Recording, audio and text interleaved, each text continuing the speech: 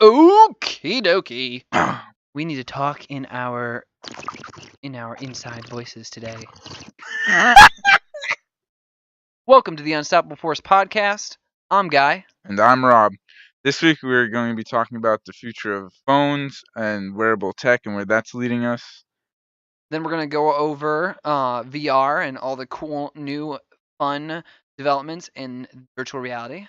And sort of in that same vein, augmented reality and the possibilities of augmented reality And how it's going to kind of become part of our daily lives. Yeah, All this yeah. stuff's going to become part of our daily lives, absolutely. honestly. But before we get into it, I forgot to tell you that the other day I was getting a spam call. It turned out it was phony. Dude, you should block that guy. Fuck Yeah, him. yeah, I did that actually. Happened too many times. I've told so many people this. So, there was a chicken that crossed a road on the news Yeah. recently. Okay. You Why? you want to know why? Why? It was trying to get to the other side. Shit. Yeah. Didn't know that. I think they had like a whole scientific study about it. They like had experimental chickens. Yeah. Where they had them cross a road for a series of different things, and they found that the most popular reason why a chicken crossed a road was to get to the other side. It was 100% of cases, yeah. You're blowing my mind. Wow. Okay. So let's jump right into our first segment with our phones. So we both have phones. Everyone's got phones. Yeah. I have an iPhone RX. And I have a Pixel 2 XL. So he's an Android guy. I'm a bit more of an iPhone guy. I've had a Android phone for all my phones have been Android that have been smartphones. Same for me with iPhone.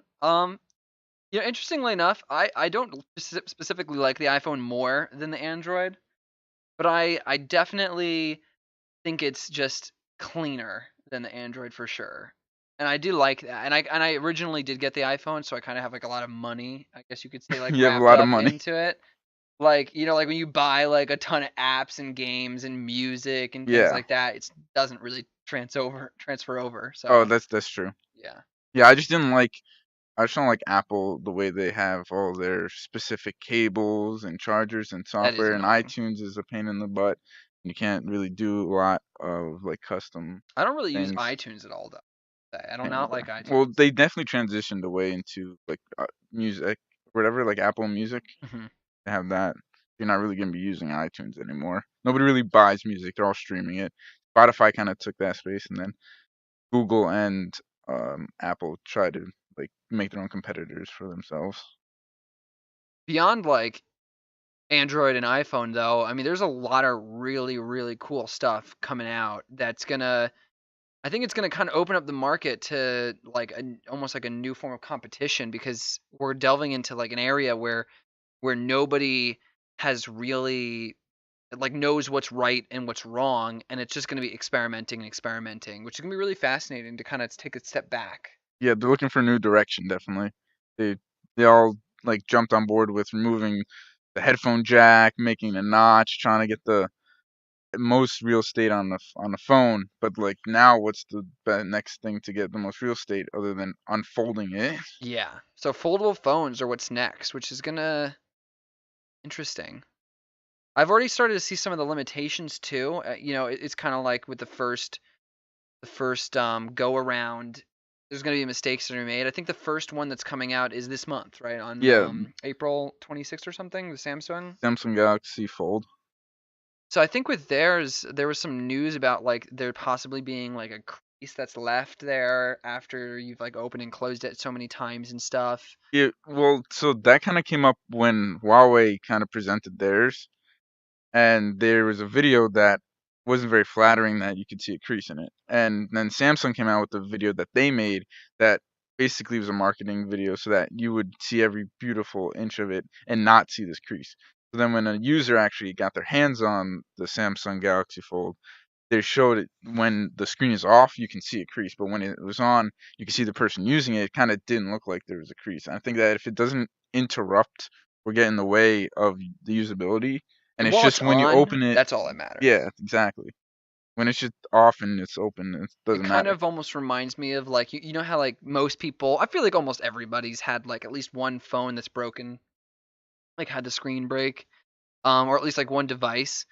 And it can be really annoying when the screen's off and it looks just terrible. When you turn it on, a lot of the time, like most of the Imperfections. imperfections get kind of Yeah, completely flooded out by the light. definitely. So if there's a crease, but you can only see it when it's off, well, it's not supposed to be open when it's off anyway. It Right, doesn't exactly. matter. It's Yeah, only when it's being used that it should matter. So yeah. I can't see that being like a big issue for me. But if it's like something where it can like actually wear down from like sheer stress of like being constantly unfolded, Well, I that might saw be something that might be a little more worrisome. well, I saw a video of I think it was Samsung. I or I'm confusing with Huawei, but there's a video of them folding and unfolding the phone like over 2,000 or like 20,000 times with like a machine testing it to make sure that it doesn't break or anything like that.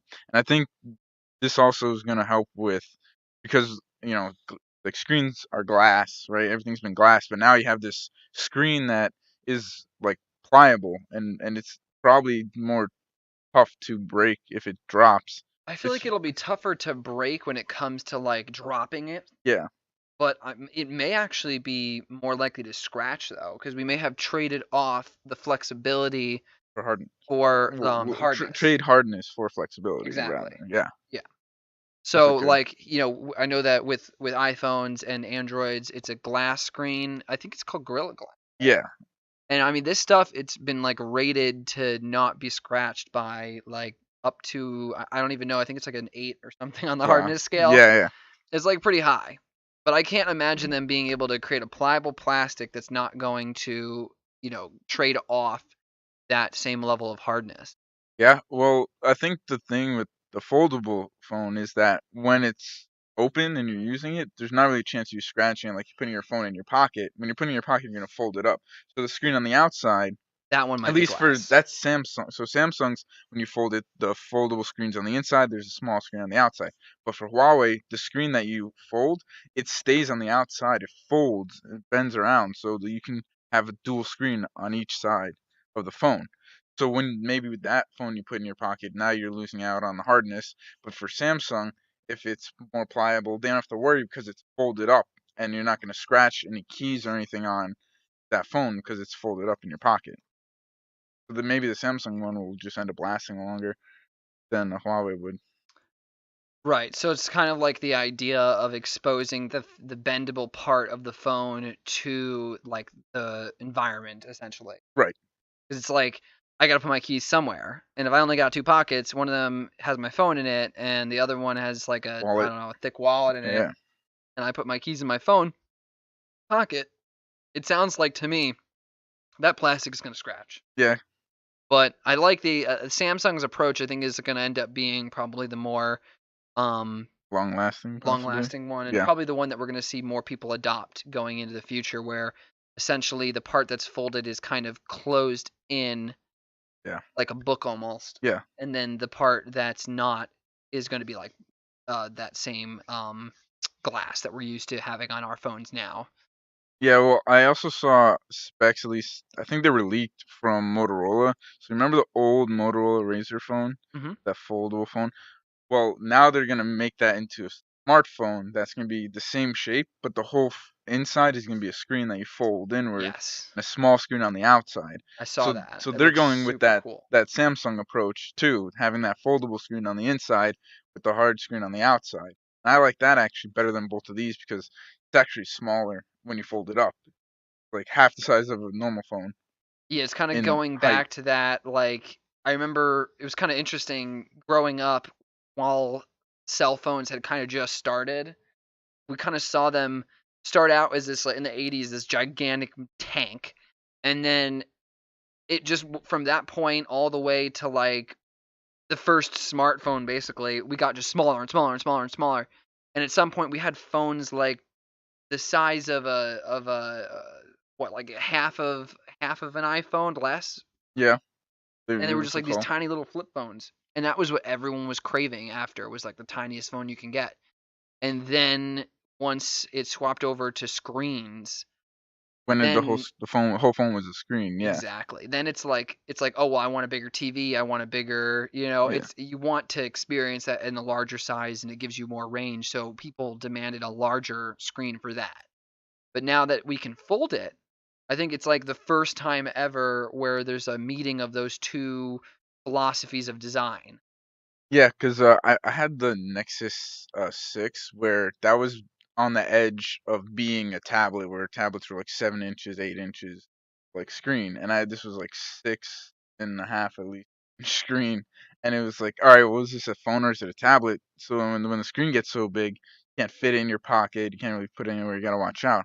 So now they're taking that with like having more real estate, and then you're able to fold it back up and put it in your pocket, and have the old phone that going back to being smaller again. I wonder what happens after that. Actually, Yeah, I mean, after you can fold up your phone, what is like the next step? I mean, I think it could just kind of progress down that foldability um line to the point where maybe a phone could be like not just folded once but yeah, folded like multiple twice. times. Yeah, It's possible that we could end up have with a phone that's only screen on like all sides or something. Like who knows where they're going to go with it, but it's definitely going to be in the direction where they think like we as the users are going to enjoy the experience the most, yeah, at least. yeah. Well, I also saw a wrapping phone. So it's like those old school bracelets where you snap it on your wrist and it wraps around. Well, they have that is like basically what they're coming out with is a phone it's that you could just bend around your wrist so you can wear it like a watch, but it's a phone on your wrist. When you say bend, do you mean like it actually bends, like one size fits all kind of thing, where you like put it on your wrist and you just bend it around your wrist? Right, yeah. So it just goes. It's not like, yeah, it has like multiple like pivot points on the Okay. phone, and And it's like stiff enough to kind of just hold yeah, it. that's how it was supposed to be. How big is like the screen for that? I'm not sure. I Like a it's little bit definitely bigger than an it's Apple Watch or something? longer, but I think it's more narrow than like smartphones that we have. So you can like be more So it like a kind of like watch. wraps around the wrist a little bit more, so it's kind of like Yeah, longer than an iPhone or not an iPhone, an Apple Watch, yeah. but it's about the same like thickness or like Right, like you take that screen and you go all the way up or it's not down gonna with like it. turn into like a gauntlet. No, no, no. It's just like a couple inches. You know, this isn't obviously not like in the next 10, 20 years, but I mean potentially next 20 years. Honestly though, I think that the ultimate like end all be all of phones is going to be contact lens. Really. I think that like cuz we tried the Google Glass thing and that was like an attempt to make wearable phones again.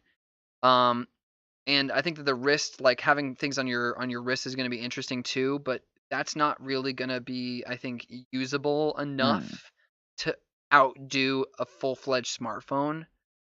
Like there's no technology unless there was like a way for it to like lift off of your wrist and then get bigger.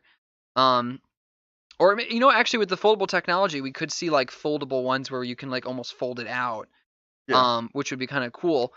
But I think eventually we will, and there is some technology in regards to like making circuits so small that can actually fit into a contact lens. But if we could get to that point, we would be able to have Google Glass without looking like a complete nerd. Okay. Like also as if that's a bad thing.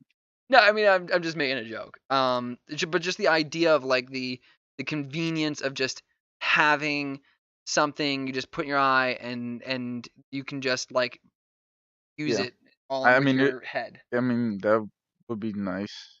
But I think it'd be more than just like that little thing you put in your head. It needs everything else. So like it needs to be powered, and it needs everything that you're gonna need in a phone you have now, Hmm. and like a I camera. could imagine it I don't know. being charged with like a magnetic field, which wouldn't be too difficult. What, from your brain? No, like you put it into a case, like a contact case. Yeah, but like okay, even with all the rest of technology that has gotten better and better through the decades, batteries is the one thing that has been the bottleneck that has been not really been that we're kind of been getting stuck with in the recent like Yeah. last decade. Meanwhile, every other chip is getting like half the size, each time. So I think that that's gonna be the main problem, unless it could feed off like human energy. I didn't really think about that to an extent that like basically there would have to be a battery for it somewhere. and the battery has to have enough charge to basically run a phone without dying. And if it's that small that it can fit in contact, it's definitely not going to have that much power. Yeah, So probably like much further down the line. But who knows? We could end up with a breakthrough in that same technology, in that battery technology, in the next 10 years, 15 years, 20. that's true. There's one movie, I don't know, have you seen Total Recall at all, or do you even know what that? I've heard of it. So there's the What old is it movie with again? Arnold Schwarzenegger in it, and then they remade it with Colin Farrell, I think.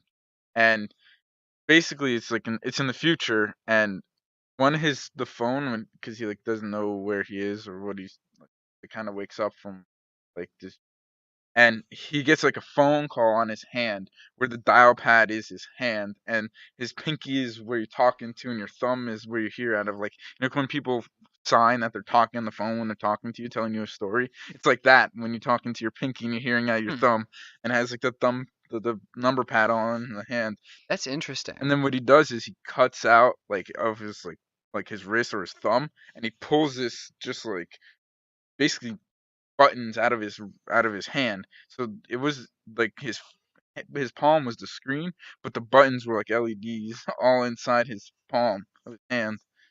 I'm wondering, like, 'cause that's like basically cybernetics. Yeah, So, having communication devices become like enhancements, cybernetic enhancements would be really interesting, like almost psychologically, just to see how we as humans feel about having things implanted into our bodies. yeah. Because I feel like that's going to be the greatest hurdle to overcome within cybernetic stuff. Um, because it's like, how am I going to trust you, a company who, I mean, like, you don't even know if this is gonna, like, we don't know if this is gonna degrade in 10 years and like give me lead poisoning or something. I don't know. I mean, As there's if got to that's be a gonna. lot I of, mean, I guess because it's in your body, especially. but like, tell me your phone doesn't like already give you like radiation, or if it's so warm on in your pocket or Mhm. like anything else, like there's already radio waves and everything you're gonna have. Like there were Samsung phones exploding. Like that could happen in your body, Yeah, and, but that's and what I'm it's saying happening though. in your It's like pocket. Like it's that's it's like close if enough. something goes wrong before, at least it wasn't inside of your body. Now, if something goes wrong, the stakes are that much higher. And the question is, like, like are we willing to allow a company to put things into our body? Hmm. Like, how receptive will we be? Because I remember, like, there's even that, like, Shark Tank. Remember that Shark Tank Bluetooth, like, thing where the guy was gonna implant it directly into Oh, your ear, yeah, and it would, like, require surgery? yeah, I mean, that's crazy. everyone was like, "What the fuck are you talking about, you Yeah, crazy person?" So, at some point, one of these big companies like Apple, like Samsung, they're going to be like, "Hey, we might be coming out with something that's gonna have to be implanted into your body surgically." Yeah, and we're gonna have to see how people actually feel about that. I don't know. I think we are have things that have been so close to our bodies that are almost within our bodies already that could also go wrong. So not like, I know like it's more recreational stuff and like for communication, but you already have like your pacemakers and any like replacement, anything that they put into you, or any nanobots they send into your body. Like things can go wrong with those. And then on top of that, Those are, like, necessary though versus like you're something gonna that's die anyway, voluntary. either way. Like Yeah. I guess. Like, it's something you're volunteering for versus like, "Oh, you have to have a pacemaker in or you're gonna die." Those are Either your you die or you choices. die. Well, we've had Bluetooth headphones. We have our phones we always hold up to our heads. We have our phones are always in our pockets Mhm. or on our laps or basically anywhere sort of vital. We have um all these headsets that we're already using between VR or you have, I know it's just a camera, which is the Snapchat glasses. Like this technology is so close to your body and so close to your vital organs. You have headphones I that are think all Bluetooth, that all have batteries in them. I think what you're kinda getting to is, like, there are some people who make the argument that even though we are not cybernetically enhanced yet, we are still sort of cybernetically enhanced in the form of our phones and all of the wearable devices that we carry everywhere. We basically have something that's constantly enhancing our regular life in some way. Yeah, That, the next step is naturally going to be starting to put stuff into our bodies. But I think the difference is that there's an element of permanence that a phone doesn't have. Like, if I decided I never wanted to use this again, I could theoretically just go and toss it, and Yeah, and throw it out. But if I've got to like cut open my arm and dig something out because I decided I made a bad decision, then it's a lot more difficult. true. So then that just comes down to, I think, companies having to prove that they're gonna be good enough or last long enough. Because they're like, now you're gonna actually have a company that says, "Oh, here's this piece of technology that's gonna last at least 10 years," instead of your phone that lasts 2 years that they want to only last 2 years that you have to go buy. There's no way they're gonna make something that lasts 10 No, years.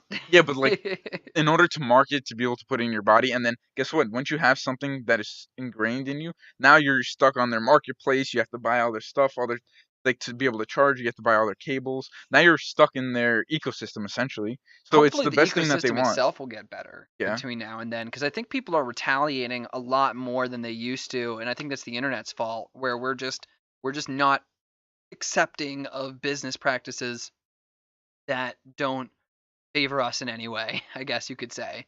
Where these companies are doing things like I think what was it again, planned Yeah, absolutely. obsolescence Yep. got outlawed in the EU or something like that.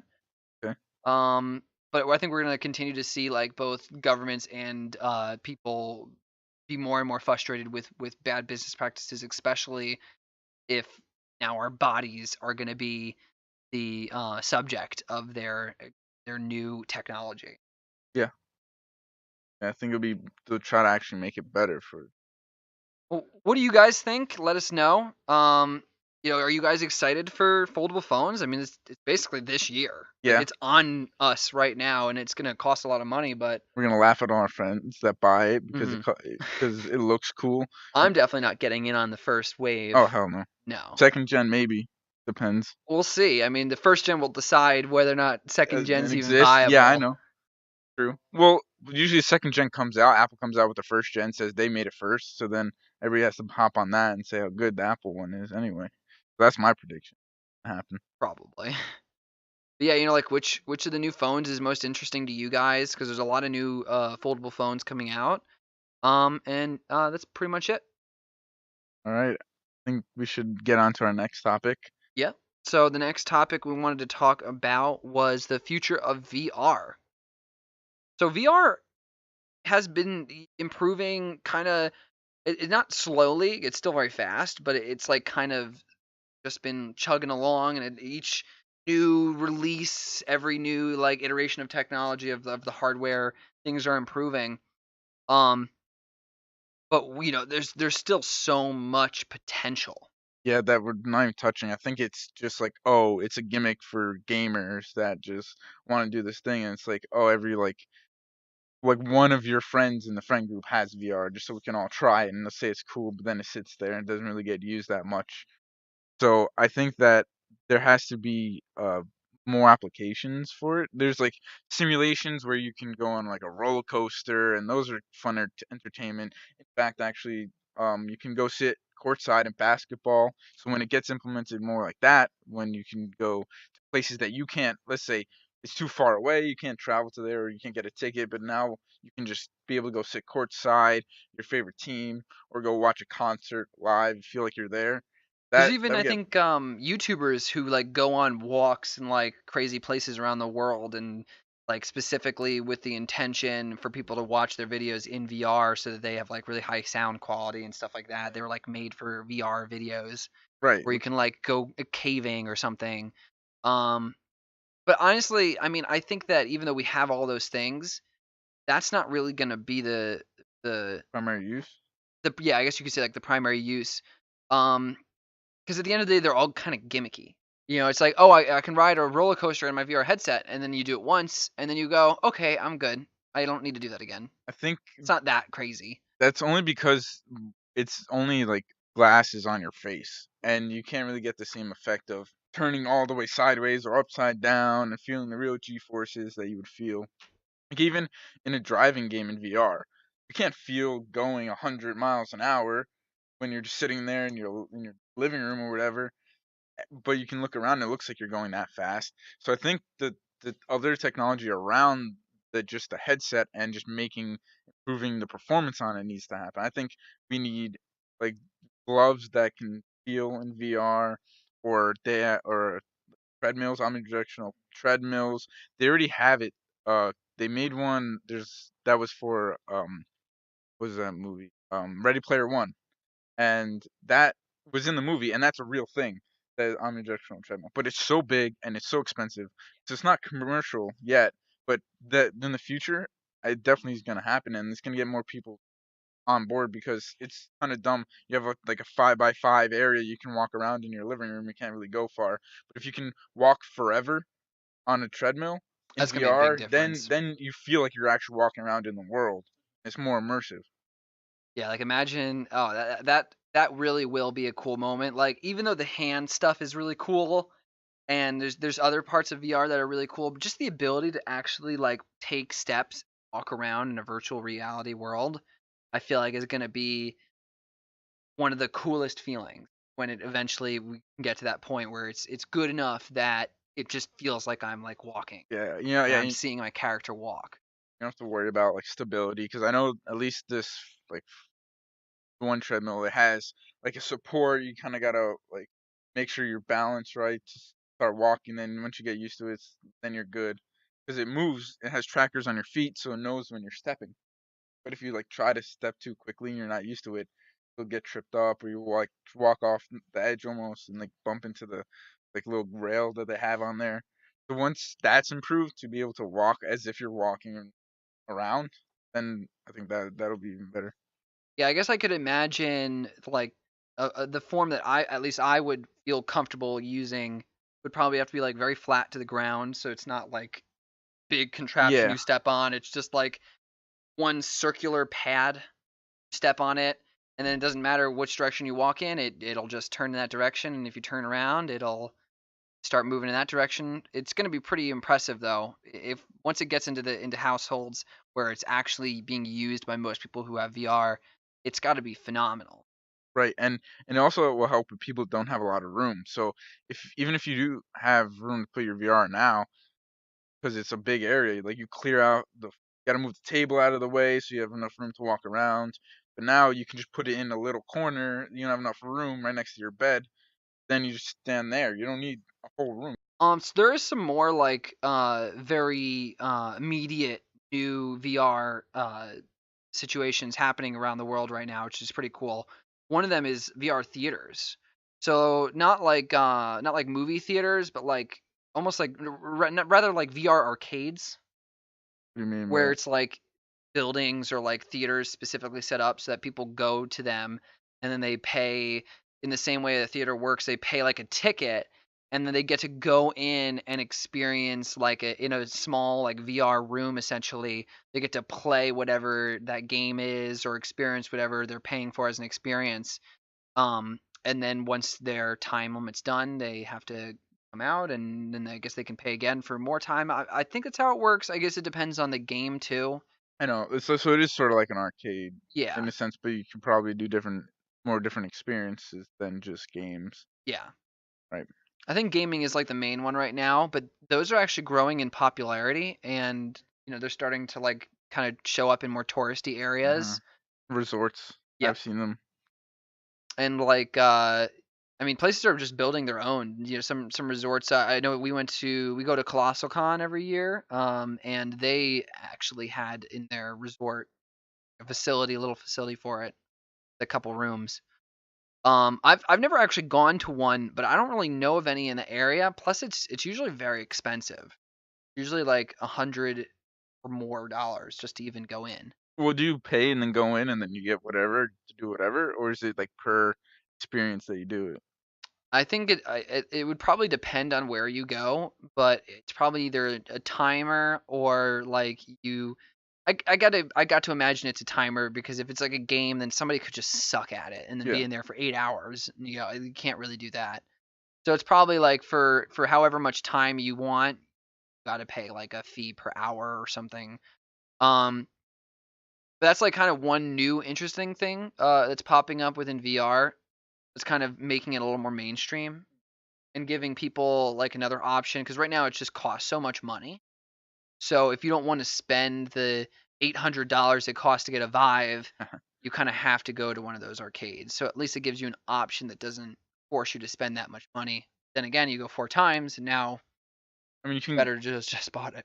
you can just go for free. You can go to like the Microsoft store, and they have one there on demo, and just do the demos Oh, and could come I back. could I use your VR headset? You were in here yesterday. Well, I come in here every day for 2 hours. Are you new here?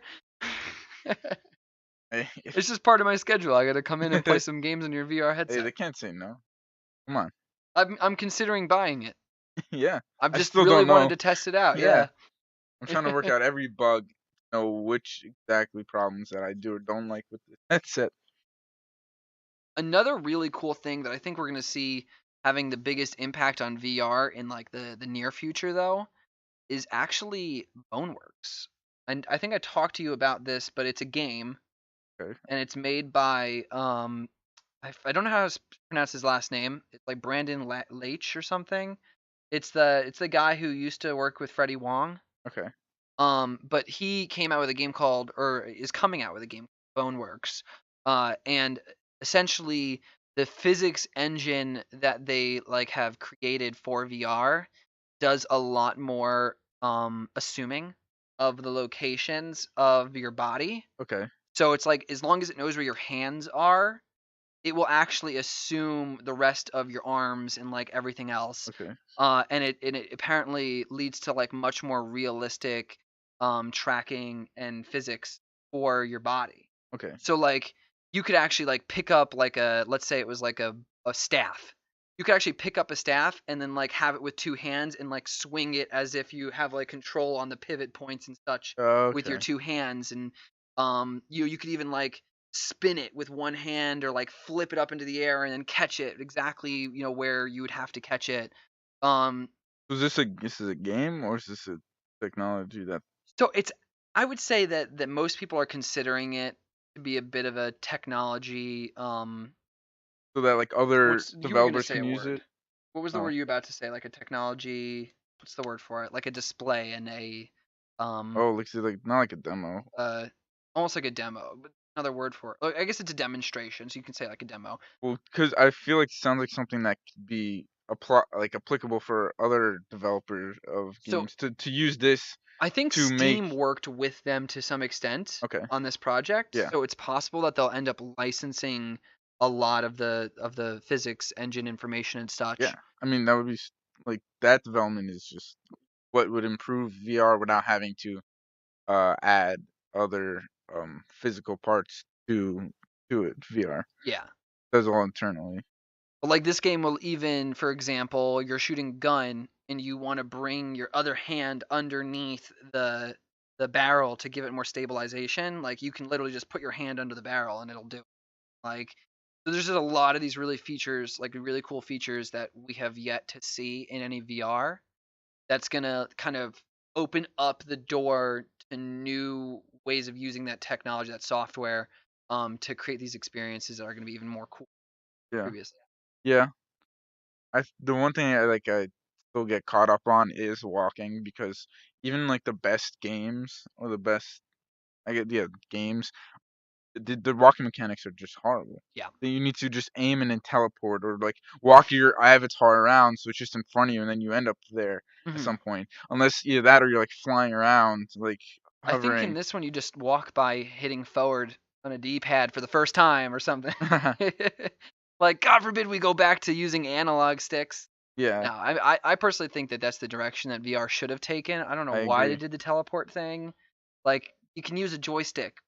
It works fine. I can move my head around. I don't Yeah. need the second joystick, but give me one so I can at least walk forward and backwards and left and right.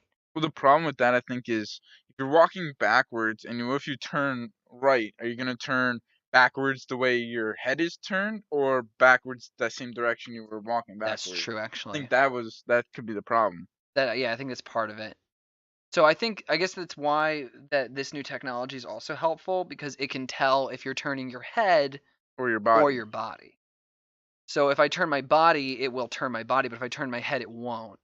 Um, and I think it has to do with the much better tracking where I guess It's fascinating actually because I think it makes sense. It's like It just use humans only put their arms in certain almost ways. So depending on where my hands are, it should be actually relatively easy to yeah. figure out what my body is doing. I'd like to see a contortionist try to mess with it and see what it does when like the arm is back around, Hmm. like twisting up over them, and just see how it acts. I I feel like guess you you can could almost break like it tell then. that like one of the joysticks is here and the other joystick is here, and maybe like, oh, I guess you could do like this though. Mm-hmm. So it could be through your body if your one hand's in front and the other one's behind your back. Well, what if it's like also in front of your stomach instead of behind your back? Not sure. Honestly, like at some point they're probably just gonna add more sensors I to would just you. add one like on the chest or something like that, and that would just keep like It kind of tells where the core is to help base everything well, around because if almost. the sensor like behind you, if you have one, won't see that sensor on your chest. So unless you turned sideways to that sensor, it's not going to see it, or unless you turn around to face it. So then you'll know which direction your chest is facing. Other than that, is there really anything like seriously new? I mean, I guess the software is going to continue to improve and improve, I and we're just going to see that those like engines get better at kind of detecting where and what people are doing, and that's going to be like an improvement we're going to see. But I think that the hardware upgrades to VR are far out, yeah, I much more it's farther out than software. it's all about potential, honestly, and it's like hyping it up. Unless I mean, there's whatever commercial that has I don't know what's his name, the musician or whatever, and he's sitting next to the other guy. Meanwhile, they're in other houses about using VR. It's a commercial for like TV, so you can watch TV with the other person. Like that's the basic way you're gonna get me non-gamers and non really tech people and be like the mom dads that are just like, oh, my TV's not good enough. The housewives, I want to watch it with my friend Sally. Let me like connect and oh my God, we're having wine night, but we're all the way across the different states. Like that's the way they gotta do it. That might be interesting. I guess it's kind of like going for markets outside of traditional gamers. Yeah, Honestly, I think that the biggest limitation though for like going full mainstream is always going to be price. yeah. And if we can get a Vive down to let's say like 300 $400, maybe like $400 max, I Sure. think that's when it has like full blown commercial viability. But it also needs like it needs a robust number of games and apps and software for people to use as well. And with phones, for example, we've had the Android and the iPhone stores, the Apple Yeah, Store, and that kind of curates and gives us a big catalog of software to play. And you could even say like with Xbox and PlayStation, they've got their big catalogs. But I mean, if you're using an Oculus Rift or a Vive, I believe it's like Steam, and that's it, they right? have their own store. No, Oculus has its own store, Does it have its and own you can store? use Steam. Yeah. I just think it would definitely be nice to eventually have it built into the headset to Well, yeah, kind Oculus of. is It if is. yeah, if you go in the menu at Oculus, it has its own menu. You Is can it go like mess as good around. as like maybe an Xbox or a PlayStation level? Yeah, like you can see your avatar. You can change your avatar that you see Okay. yourself. You can change I've other actually never settings. worn one, which is surprising because Yeah, it I've is. I really badly want to, but I've just never. You guys have one. I've just never like tried to do it, which To is get you weird. hooked up, I Yeah, I mean guess. honestly, Marlon's had that Vive for so long. Well, it's Oculus. All right, And is it an then Oculus? I yeah, thought it was a Vive. no, Okay, no, my bad. it's Oculus. And then Sam has it now. But the only other application is like I said, like going places where you can't really go. And if some like elderly person wants some to go like walk in the park or something.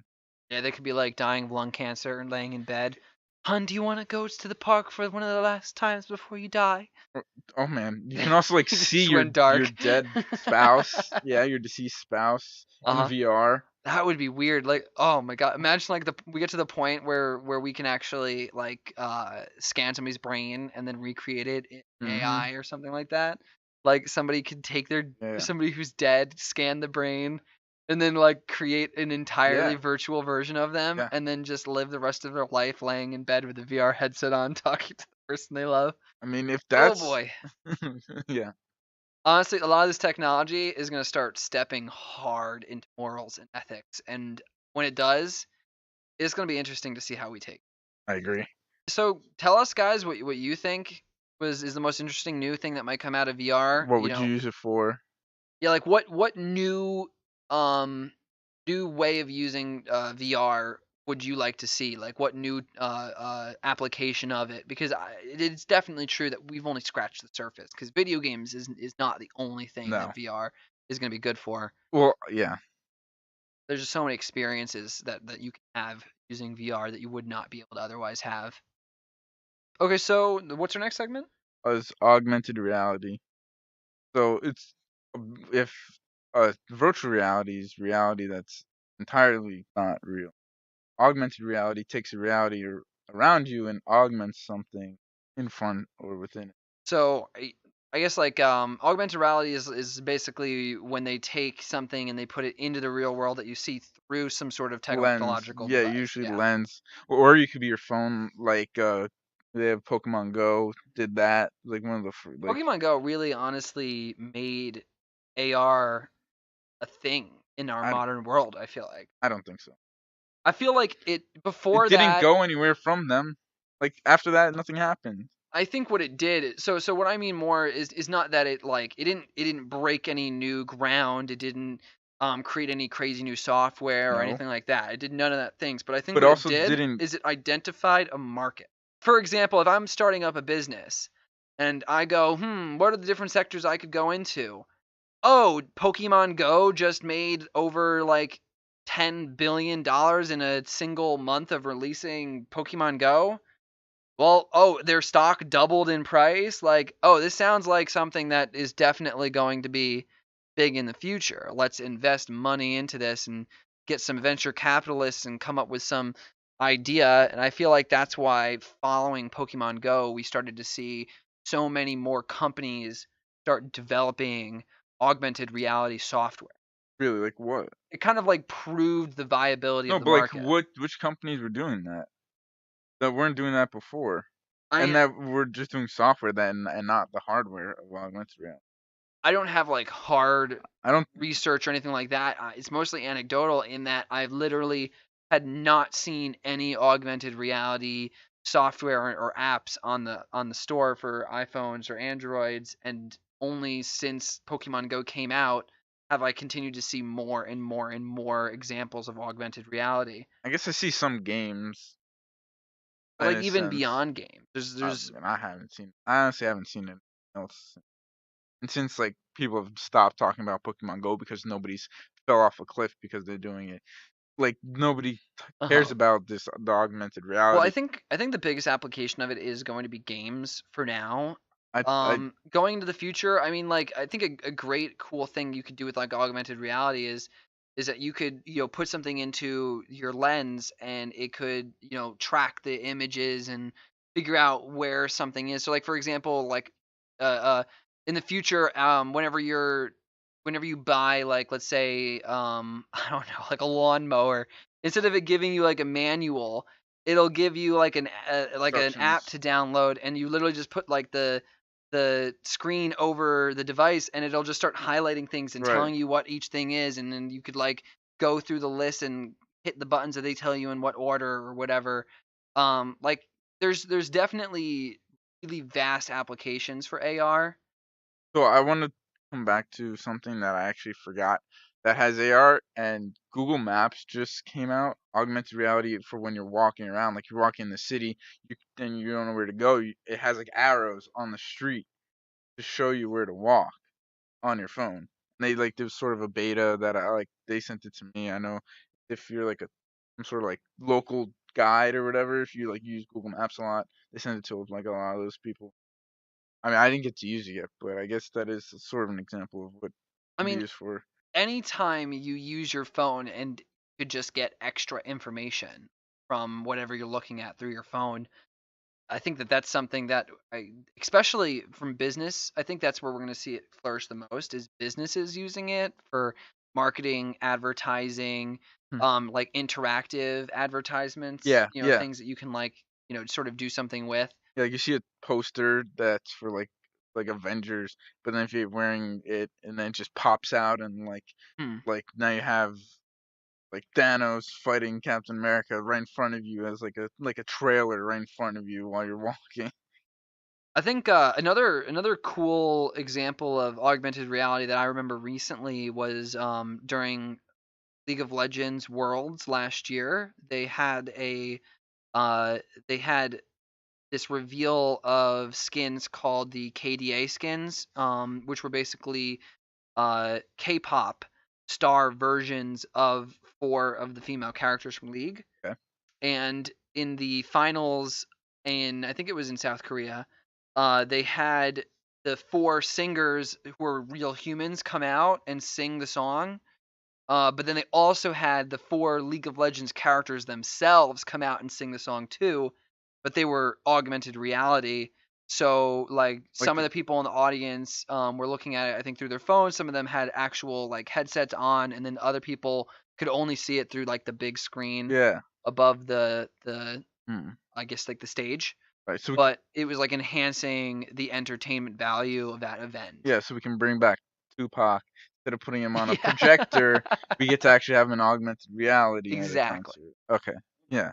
That's how we get Definitely. Tupac So to work. along with like consumer stuff with augmented reality, you also have like like shopping. I don't know if you mentioned really that you can like see whatever color of the car. You go into the Right, like dealership, you previewing can stuff. preview that, or if you go to the store, you put on a jacket and you can see the different color of the jacket. You look in the mirror and then it just shows you like blue or red or whatever color. You can even do that with just looking in the mirror and it can close on you. That like That'd be stuff kind like of that, crazy. or shopping for they had more augmented reality on phones, but I think this was probably before Pokemon Go or maybe around the same time when you can shop for like furniture and then you can put it in the space in your house and you can put it there and see what it looks like from the store. So you can do that with augmented reality. You're shopping, like no, it's like Fallout when you're creating your camp. You just Yeah. click through and it's like nope, not that one, not that one. And then you place the one And you there's want to put down. like a little like almost blue outline of Yeah, what it looks like yeah, before you place it down and stuff. yeah. Yeah, like it's almost like AR is gonna turn real life slowly into a video game, where like you go to a car dealership and instead of looking at a car, you pull up your phone and you like put it over the empty spot Yeah. in the what was it called, the showroom. Showroom, yeah. You just like put it over the empty spot and then there's the car Yeah. exactly as it You is. swipe through, yeah, you get the color. Oh, You can now I like switch the between the muffler. models. Yeah. Yeah, like at that point you're basically like just playing GTA and Yeah. walking into a car store. Yeah. And all the like even cars with heads up displays that's starting to have that like GPS with the all that Augmented or reality on uh, a heads-up yes. display as a windshield would be Yes. Well, I'm not amazing I know my parents have for GPS. on their BMW it has a heads up. It projects it right on the windshield right at the bottom left corner of it and it shows if you do have navigation, it shows you the arrow So where you're cool. going. So that's what you could also have for pedestrians too. Walking shows you which And direction to like I go. said, it's like video games. It's like It's just it's like one of those like races in GTA where yeah, there's like a big arrow and yeah. it's like, oh, go this way, oh, go that way. So this kind of I It's guess kind of crazy when you think about it more. comes back to like wearable tech and like we have the like Google goggles or whatever, Google Glass, or and then I know Microsoft had a HoloLens. These are things you have to wear and like right now they're kind of clunky or big because like the real like and like really yeah. Or like it looks weird with the lens because you need to be able to project on your whole range of view, be able to see like, the whole thing turn around. So until that gets really small, like to like a contact lens almost, or even just your glasses, I think that we're not going to see a lot adaptation of the technology. Honestly, if at any point we try the Google Glass experiment again, I definitely think like we need to get the some the hardware off of the top of the glasses, because I feel like when it's on top right here, like right above the frame of the glasses, that's when it starts to just look clunky and It's weird. got to be all in But one. if you can like get it into like the sides or Yeah. something, or like put it somewhere else where it's not going to create that weird look to it, I think people will be more accepting. And even I was, when Google Glass came out, I was like, it would be so cool to have prescription Google glasses. So they also have to like support prescription for people who can't, wear Well, glasses. it wasn't. No, because it wasn't actual glasses. It was just like it was like a frame almost with a little screen in the top corner. But if you wear normal glasses, you cannot wear Google Right. Glass. I mean, I'm sure they were gonna kind of like that would be the next step once they actually and Except that it didn't finalize sell it. at all, and Right. no one You cared. have to make it first before you People can cared for like the first customize it. like year, I think, right? Yeah, And then it just all fell off. you still get one. Wonder if it would be expensive because there's like not many of them, or if it would be really cheap because nobody really wants one. Other than that, I mean, AR, there's a possibility that we're not even considering some of the applications of AR. So that about wraps it up, guys. Let us know what you guys think on the future, on AR, on VR, on the phones. I mean, there's just so much that feels like it's right on our doorstep, and we get to like experience this as it's fresh and it's new and never been seen or done before. So it's crazy. You guys can reach out to us on social media, on Instagram, At Unstoppable Force Podcast and Twitter at UForcePod. As always, thank you for listening, liking, commenting. and subscribing. We'll see you next week. And And until until then, then, stay stay unstoppable. unstoppable.